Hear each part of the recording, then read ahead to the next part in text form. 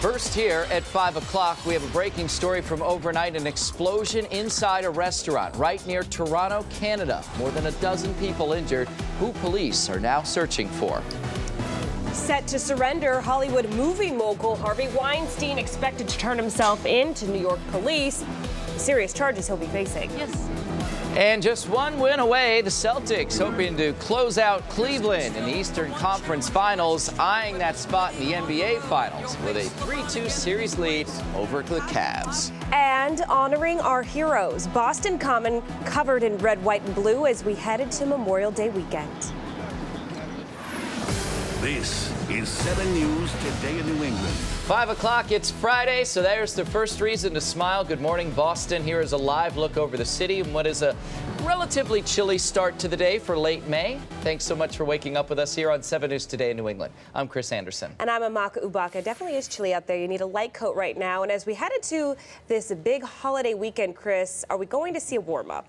Yes, big time. In fact, later this afternoon, we're talking about numbers running near 90 degrees. That will linger into tomorrow, and then the bottom falls out back to sweatshirts and even rain jackets on Sunday. Good morning, everyone. Current temperature in Boston, 55 degrees, pair of fives in Worcester right now as well. A few suburbs in the upper 40s. The breeze, though, it's out of the west-southwest, and that's going to push in a lot of mild air as we go throughout the day. And you can see there's not much going on the satellite and radar composite, and that's why we're confident that we're going to get a lot of sunshine throughout the day. Last day of work, last day of school before the holiday week.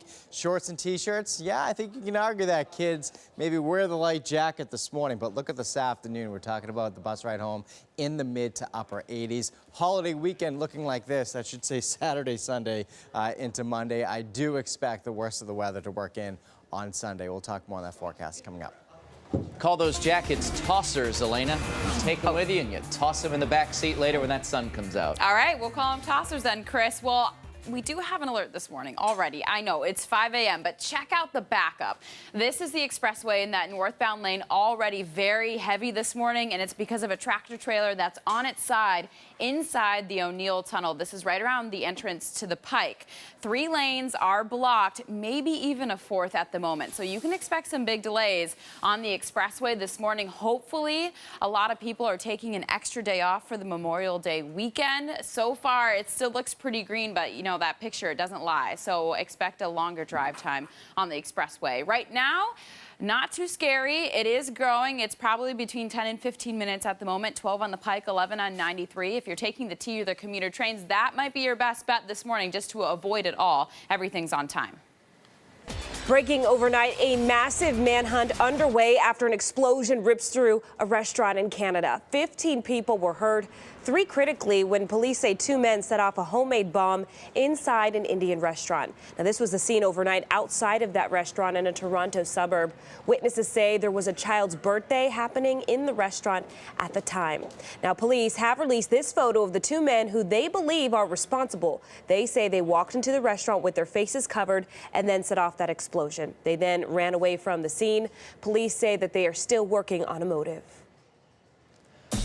Developing story coming out of New York now, where disgraced movie mogul Harvey Weinstein is set to turn himself into police in New York this morning. He's expected to face sexual assault charges in connection with multiple attacks against multiple women. Melissa Rainey has the story. Sexual misconduct allegations catching up to disgraced Hollywood producer Harvey Weinstein. He's expected to turn himself in to the NYPD Friday morning to face charges in 2 separate sexual misconduct cases. A source familiar with the investigation tells CNN the expected charges stem from allegations Weinstein raped one woman and forced another to perform oral sex on him. The NYPD refused to elaborate on the case during a news briefing Thursday. I'm not going to get into any details on the allegations beyond that there are several, and the in-depth nature of the investigation I'll stay away from at this point in time. The expected charges follow a flood of accusations against Weinstein that led women around the world to come forward with accounts of being sexually harassed and assaulted by powerful men. Weinstein's representative has said he sought treatment after the accusations, and any allegations of non-consensual sex were unequivocally denied. One of the first women to publicly accuse Weinstein of assault, actress Rose McGowan. She released a statement on Instagram Thursday saying in part, "I and so many of Harvey Weinstein's survivors had given up hope that our rapist would be held accountable by law. 20 years ago, I swore that I would right this wrong. Today, we are one step closer to justice. Weinstein's attorney declined to comment on Thursday as to whether his client would turn himself in or not. I'm Melissa Rainey reporting. 7's Tim Caputo's in New York City this morning. He will be live with the very latest on Harvey Weinstein starting this morning at 7 o'clock. All right, now to the Celtics chase for the championship. The team just one win away from a spot in the NBA Finals, but they'll have to put their road worries aside to close it out in Cleveland. The team is just 1-6 away from TD Garden this postseason, and so far they've lost both games of the series on LeBron James's home court, and they'd like to avoid a Game 7 where anything can happen. 7's Nicole Oliverio is live this morning with more on tonight's pivotal Game 6. Nicole? You know what? I'd like to avoid a Game 7. I can't take the heartache and the palpitation at my age. And you know what? If Jason Tatum can do what he did at home during Game 5, tonight at Game 6 in Cleveland, there's a good chance this series could end tonight. Celtics coach Brad Stevens isn't booking his NBA Finals trip just yet. To do what we want to do, we still have to beat this team one more time. And if the C's want to end the series tonight, they'll have to do something they haven't been able to, win in Cleveland. We have a good challenge to go on the road. We haven't won there this season. It's going to be very difficult, but we have a great opportunity in front of us. That job could be easier if LeBron James is truly showing signs of fatigue. He looked a little tired to me, yes. An area where the Celtics youth could make a big difference. My mom used to tell me all the time, to stay as young as you can, so that's a good thing, So for us to have a young team, fresh legs, and still be able to play like we're not young is a great feeling. Playoffs brings, the best out of people and out of players, and hopefully keep it going. The Celtics have 2 chances to advance if needed, but Terry Rozier says they want to seize the moment as soon as they can. A lot of the guys, we might not ever get this opportunity again. We got to understand that, so we got to come out and fight and compete like hell. Wouldn't it be nice if we could all stay as young as possible for as long as possible? So, of course, Game 6 tonight in Cleveland, 1-6 on the road. They haven't won there, but the good news is if it does have to go to a Game 7, they're going to play right here in Boston. We're live at the Garden. Nicole Oliverio, 7 News, Today in New England. Nicole, thank you. 7's Trey Dare is in Ohio for tonight's Game 6. Watch for his live reports right here on 7 News. Also on 7 Now, 2 people in the hospital this morning after a motorcycle and car crashed in Brockton last night. And there you see the motorcycle there on its side. A lot of damage done. The collision happened right near North Main and Pleasant Streets. Police say a man and a woman suffered serious injuries. Police are investigating what caused that crash. A final farewell is scheduled for one of the 4 teenagers killed in a crash in East Bridgewater. Services for the Stoughton High School student David Bell are scheduled for today. They are planned for the Jubilee Christian Church, which is in Mattapan. Bell and 3 other Stoughton High School students died Saturday in a crash. Police say the car that they were riding in slammed into a tree in East Bridgewater. The driver of that crash did survive. And a Randolph Middle School student arrested accused of writing a threatening note. Police say this 12-year-old wrote the message on a wall in the school threatening some sort of violence. Investigators say the threat was not credible. And a stalemate in the nuclear crisis with North Korea, even as both President Trump and North Korean leader Kim Jong-un say they are still willing to meet. There has been no progress in rescheduling the summit between the 2 leaders. President Trump pulled the plug on the June meeting yesterday morning. In a letter to Kim, he cited open hostility and anger as reasons for the cancellation. North Korea called the decision, quote, regrettable, while still holding out hope for peace and stability. President Trump talked about his decision shortly after sending the letter. If and when Kim Jong-un chooses to engage in constructive dialogue and actions, I am waiting. I believe that this is a tremendous setback for North Korea and indeed a setback for the world. Again, the president did say that the summit could still happen at some point, but that economic sanctions and diplomatic isolation would continue against the country until then. Now, the president's decision came just hours after North Korea says it destroyed its nuclear test site. Now, these are pictures from journalists allowed to witness the destruction. U.S. officials say they are concerned with the country's commitment to denuclearization after leaders started complaining about the terms of any agreement. Now at 5 o'clock, the holiday weekend is here. For some of us, it starts now. Some of us have to get through the workday first. And that means Memorial Day honors hitting the road and unofficial kickoff of summer. 7's Victoria Warren is on Boston Common this morning with everything you need to know, including the absolutely moving sight behind you, Vicki. Chris, good morning. It is an absolutely moving sight. The flags set up here on Boston Common, a flag to honor every fallen hero in Massachusetts since the Revolutionary War, a powerful reminder that puts this holiday weekend in perspective. Oh, say, can you see? 37,000 reminders of what we honor every Memorial Day. It's especially important for all of us all the time to remember the men and women who served. This flag garden ceremony on the Boston Common, the start of the Memorial Day holiday in Massachusetts. And with those remembrances comes the summer season. State beaches open this Saturday, and near record numbers of travelers are expected to hit the roads. AAA says the busiest time to travel is Friday afternoon, so the state is taking steps to try and ease the congestion. MassDOT is shutting down all roadway construction projects at noon, and the Cape Flyer is starting train service from Boston to Cape Cod.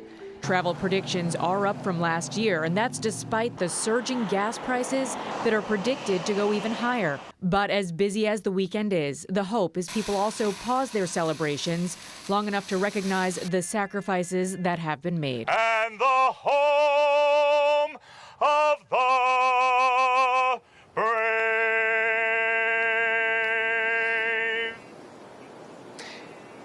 And this is the 9th year that they have set up this flag garden here on the Boston Common. Live this morning in Boston, Victoria Warren, 7 News, Today New England. Such an absolutely moving sight there on the Common. It is. You don't want the message and the real reason for the day to get lost with all the barbecues and plans outside. Exactly. All right, there's still much more ahead on Today in New England, including city council chaos. Councilors forced to duck for cover after a winged creature interrupted their meeting. All right.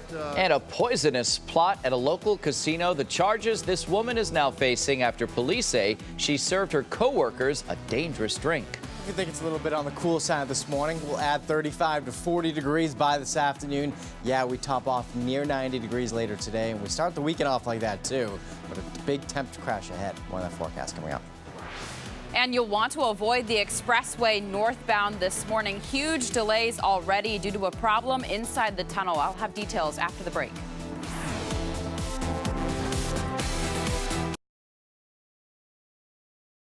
Now, 7 weather with meteorologist Chris Lambert. 5:15 on this Friday morning. Good morning, everyone. Bit of a cool and breezy start to the day. Temperatures running low to mid 50s, but a very comfortable, warm day ahead of us. Even though the temperatures hit 90 degrees or close to it this afternoon, the combination of the humidity still being low and the breeze coming in, at times gusting 20 to 30 miles an hour, will take the edge off the heat that builds in across southern New England. And you can see there's not much going on the satellite and radar composite, so we are talking pretty much full-on sunshine as we go throughout the day. Maybe just a few clouds here and there mixed in together with the sun, but all in all, the sunshine winning out and the warmth winning out, not only today, but again tomorrow. And you can see warm air traveling all the way back into the Midwest, upper 80s in Chicago, upper 80s in Minneapolis later on this afternoon, upper 80s out there in Denver. So there's no lack of warm air to the west of us and southwest of us, which the wind is coming from that direction. So that's why we do expect it to be a very warm day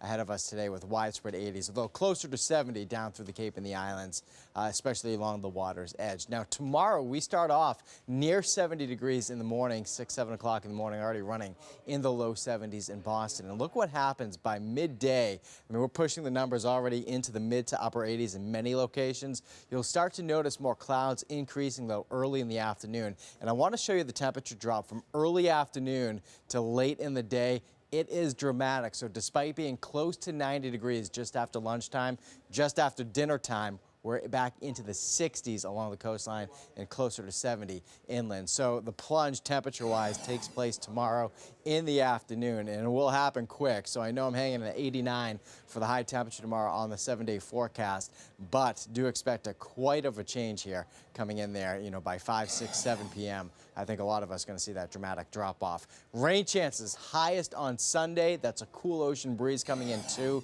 and there's no getting around that. Look at the numbers at Fenway Park on Sunday. We're talking about showers in mid-50s. Are you kidding me? After being close to 90 degrees for the ball game on Saturday. And then tonight's game looks very comfortable out there. We're talking about the numbers running in the low 80s with a breeze and comfortable amounts of humidity. There is the 7-day forecast taking you through the rest of the weekend. Monday looking pretty good right now. Not as nearly as warm as the next couple of days, but hey, 65, 70 degrees, just an isolated shower. I think we'll see some peaks of sun. So really couching Sunday as the worst of the weekend coming up, guys.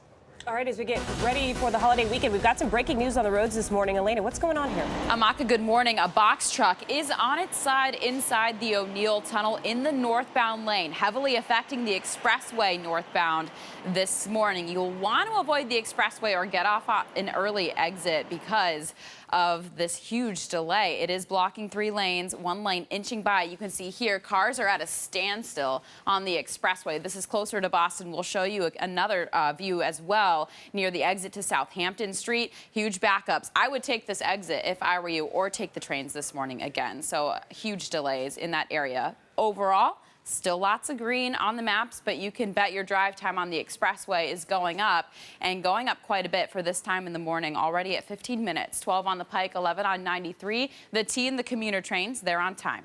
Elena, thank you. Also this morning, going a little batty. A freaky flyer causing a diving disruption during a Newton City Council meeting. And that meeting was already underway on Wednesday when that bat just swooped right in. Yeah, they don't go according to schedule. They swoop when they want to swoop. And some city councilors actually had to duck for cover. Well, you have to see this to believe it, so take a look. We're going to show you. You see him swatting at the bat. Cameras captured the chaos in the council chambers. You see the councilors, they're walking around, and the bat comes within feet of their heads. Eventually, the head of the council put the meeting in recess, and many members went out into the hallway to escape the bat.